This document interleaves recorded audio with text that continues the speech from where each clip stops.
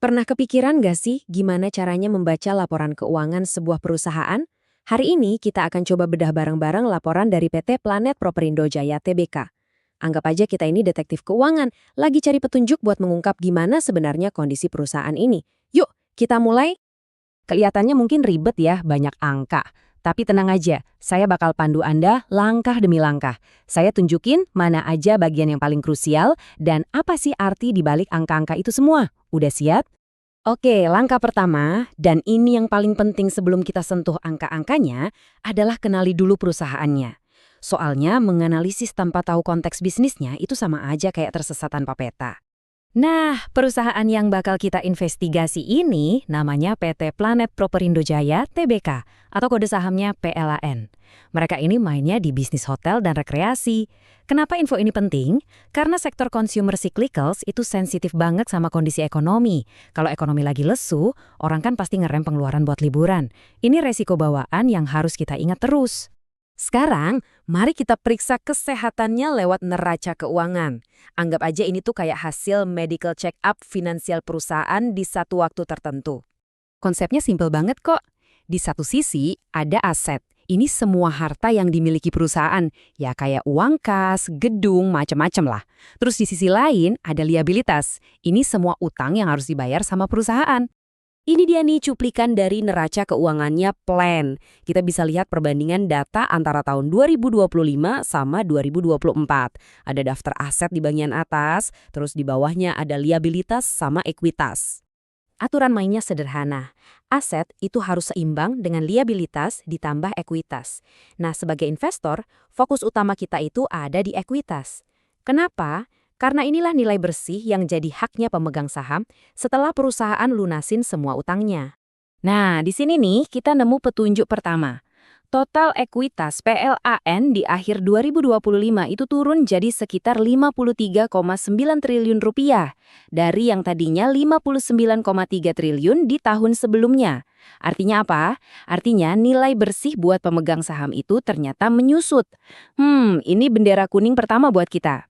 Oke, kita udah tahu posisi keuangannya. Pertanyaan berikutnya, perusahaan ini sebenarnya ngasilin duit nggak? Buat jawab itu, kita pindah ke laporan laba rugi. Ini dia pertanyaan intinya, perusahaan ini untung atau buntung? Laporan laba rugi inilah yang bakal jawab. Laporan ini nunjukin semua pendapatan dikurangi semua biaya selama setahun. Yuk kita lihat hasilnya gimana. Hasilnya cukup mengejutkan. Walaupun Plan berhasil dapat pendapatan 12,7 triliun rupiah, angka akhirnya malah rugi 5,3 triliun. Dan yang lebih parah lagi, pendapatannya ini juga turun loh, dari 14,5 triliun di tahun sebelumnya. Ini ngebuktiin satu hal yang penting banget, pendapatan gede itu nggak jaminan untung. Ternyata biaya-biaya operasional dan pengeluaran lain di Plan ini jauh lebih besar, sampai ngegerus semua pendapatannya dan malah jadi rugi. Kerugian sebesar 5,3 triliun ini jadi kelihatan makin mengkhawatirkan kalau kita bandingin sama tahun 2024, di mana ruginya itu cuma sekitar 615 miliar rupiah. Artinya apa? Artinya kerugiannya bengkak hampir 9 kali lipat cuma dalam setahun. Laba itu kan konsep akuntansi ya, tapi cash itu adalah raja. Sebuah perusahaan bisa aja laporannya untung, tapi malah kehabisan uang tunai. Nah, laporan arus kas ini nunjukin pergerakan uang tunai yang sesungguhnya. Ini cerita yang nggak bisa bohong. Laporan ini dibagi jadi 3. Aktivitas operasi itu yang paling penting. Ini tuh nunjukin bisnis inti perusahaan itu ngasilin kas atau enggak.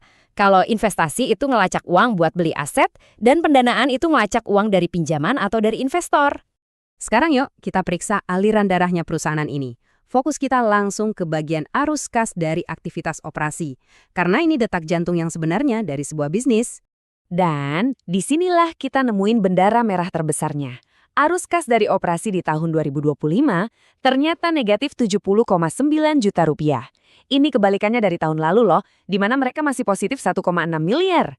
Anjlok drastis. Biar saya perjelas artinya ya, ini tuh berarti dalam ngejalanin bisnis utamanya sehari-hari, kayak operasional hotelnya gitu, Plan justru ngeluarin lebih banyak uang tunai daripada yang mereka terima. Istilahnya, mereka bakar duit cuma buat tetap beroperasi. Ini situasi yang nggak sehat sama sekali.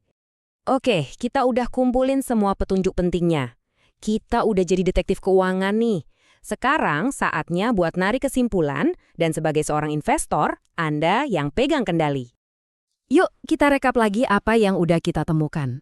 Pendapatan turun, kerugian bersih bengkak gila-gilaan, arus kas dari bisnis intinya negatif alias bakar duit, dan sebagai akibatnya, nilai bersih perusahaan buat pemegang saham juga anjlok.